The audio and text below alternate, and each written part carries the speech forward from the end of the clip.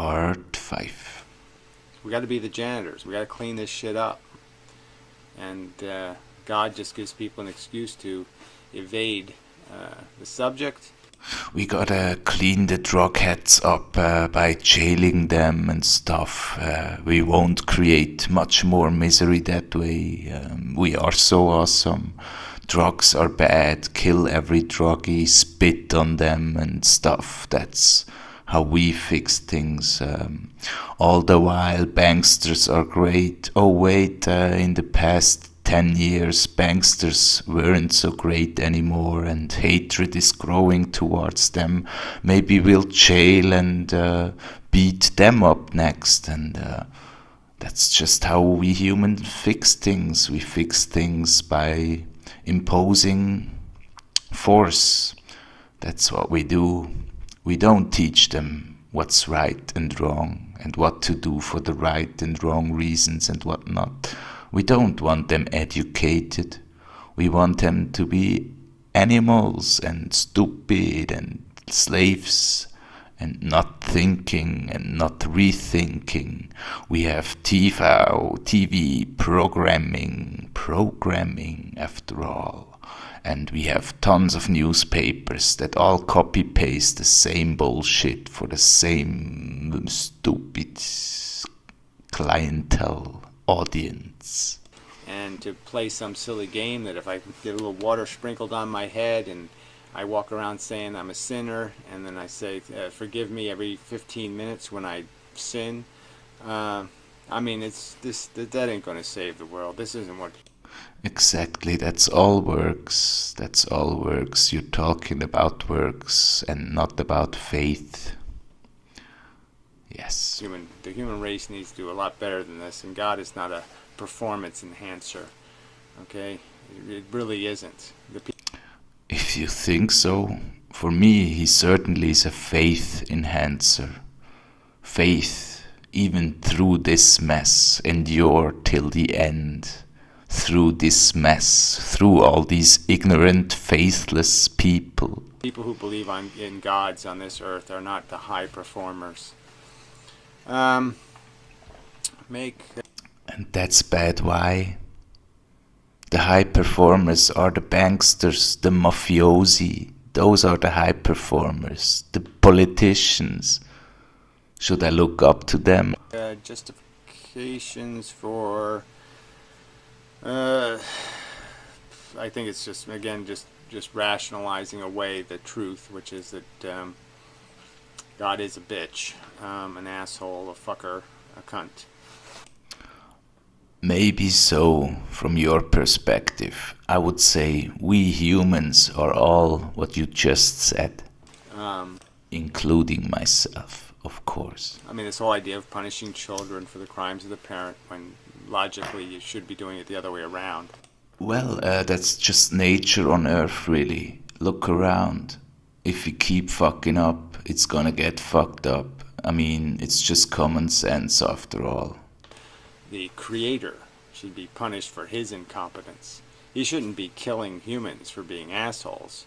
He should be having his own nutsack spanked for his arrogance and his incompetence. He's grieved every day about what's happening down here. He's hurting every day about our ignorance, about our faithlessness. Every day, though a day as we know a day is probably not even a day to him. But he's hurting a lot, and then he sends his only begotten son so we would finally treat one another right, out of love, for the right reasons, and we still fuck it up. What's his role in this creation? I mean, we know that these things don't come from nowhere. I mean, rotten kids aren't born, really. They are made by rotten parenting. And God's been a lousy parent. He's been a lousy leader, a lousy guide, a lousy role model. His role model in his Bible was horrible. Punish the children for the crimes of the parent. Don't communicate. Don't even try to do this. Forgive 7 times, 70 times. Where did he do that with Adam and Eve? He didn't forgive once. He forgave ultimately when he didn't have to. Let's just consider our God was truly the monster you make him out to be. Then he could play with us however he pleases. He's God after all. But he gave us a chance of mercy and hope. If he was all that tyrannical as you make him out to be, he could be. He could play with us. He could torture us all day, every day, just how he pleases, without any hope, any faith, anything, without. We could just be rats, literal lab rats for him. He's God after all. We're so blessed that he actually loves us because we don't deserve it, not at all. A draconian punishment for a minor crime. The whole thing is just silly. What do we have these erect penises for? And the whole fantasies in our head. Did we do any of that? I didn't create any of that stuff. I didn't sit here and say, I'm going to make myself have a sexual fantasy. Well. As I said in the very first video to you, sex, I don't despise sex. Sex in the right climate or right boundaries or biblical understanding, so to speak, is not bad in any way. But why do you have these fantasies, you say? I would say television, I would say internet, I would say scantily clad women everywhere. I would say your sin nature, my sin nature. That's where these fantasies are from. I would say we're oversexed and underfucked, as humanity once said. We pretty much are. I guess that's where these crazy and weird fantasies come from, and our unsatisfactory understanding or behavior in sexuality these days. We are so oversexed, everything's about sex. But sex itself wasn't bad. We perverted it, wouldn't you agree? Or do that? No, that's his creation. It's not my fault. He should be beating the shit out of himself. He should be in the woodshed getting spanked. He's hurting all the time, a lot.